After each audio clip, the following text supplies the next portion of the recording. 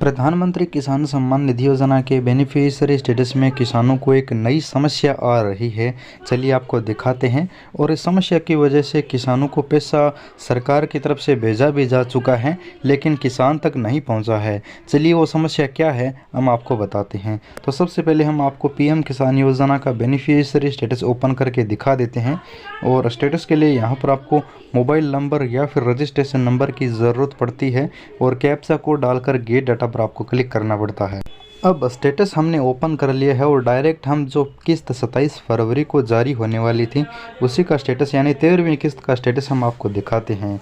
तो 13वीं किस्त का स्टेटस यहाँ पर आप देख सकते हैं 13 इंस्टॉलमेंट पेमेंट ट्रांजैक्शन फेल, यानी इनका ट्रांजैक्शन फेल हो चुका है, सरकार की तरफ से जारी हो चुकी है।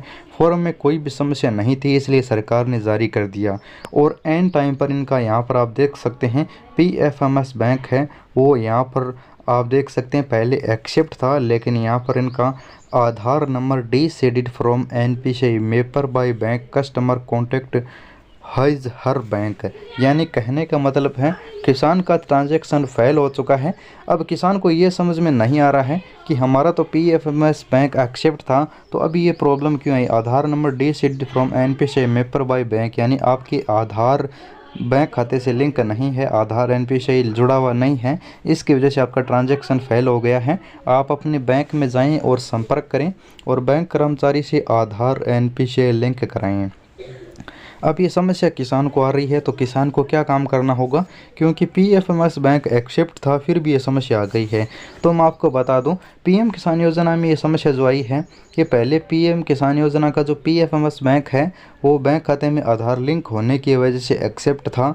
अगर लास्ट टाइम जब किस्त आने वाली होती है उससे 1 महीने पहले के अंदर अंदर कोई किसान अपना NPCI link bank account change कर लेता है, यानी पहले किसी और बैंक में लिंक था और एंड टाइम पर किसी दूसरे बैंक में ऑनलाइन लिंक कर लेता है या फिर किसी तरीके से लिंक कर लेता है, या फिर उस अकाउंट में कोई प्रॉब्लम आ जाती है या फिर कोई वो DBT इनेबल नहीं होता है, ऐसी स्थिति में पहले सही होता है PFMS की तरफ से एक्सेप्ट होता है, सब कुछ सही होता है और सरकार की तरफ से पैसा जारी कर दिया जाता है और इनका जो ट्रांजैक्शन है वो फेल हो जाता है, क्योंकि सब कुछ सही होते हुए पैसा जारी हो चुका है लेकिन बैंक में आधार लिंक नहीं है और बैंक में आधार पहले किसी और में था अब किसी और में लिंक कर लिया है। इसलिए जो जिस बैंक खाते में आधार बेस पर पैसा भेजा गया था वो सही तरह से प्राप्त नहीं हो पाया था किसान को और ट्रांजैक्शन फेल हो जाता है। और इस स्थिति में जो ट्रांजैक्शन फेल वाली किस्त है वो किसान को दोबारा नहीं मिल पाती है। ये लगभग किसानों का हमने देखा है, हालांकि हो सकता है कहीं शिकायत करने पर ये पैसा आ सके, लेकिन अभी तक ऐसा नहीं हुआ है।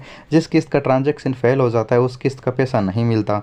लेकिन ये ज़रूर तय है कि अगर आप अब 13वीं किस्त का ट्रांजैक्शन फेल हुआ है तो अगली 14वीं 15वीं आगे जो भी किस्तें मिलने वाली हैं उनका अगर आप पैसा लेना चाहते हैं तो आधार है वो बैंक खाते में लिंक कर रखें और अभी जाकर बैंक खाते में आधार लिंक कराएं, या फिर आप ऑनलाइन भी लिंक कर सकते हैं। इसके लिए आपको OTP बेस्ड आधार NPCI लिंक माही इन्फो आप जैसे सर्च करोगे तो आपके सामने पहला पेज खुलेगा, इसे आपको ओपन कर लेना है। यहाँ पर आपको सभी बैंकों के ऑनलाइन लिंक मिल जाएंगे, आप किसी भी बैंक का ऑनलाइन कर सकते हैं या फिर आप ऑफलाइन करना चाहते हैं तो बैंक जा सकते हैं। यहाँ पर फॉर्म मिल जाएगा, वो फॉर्म ले जाकर बैंक में जमा करा दीजिए। ऑनलाइन करना चाहते हैं तो ऑनलाइन OTP के माध्यम से कर सकते हैं। यही प्रॉब्लम का सुधार अगर आपको जानकारी से लगे तो वीडियो को लाइक कर देना, चैनल को कर देना सब्सक्राइब। धन्यवाद।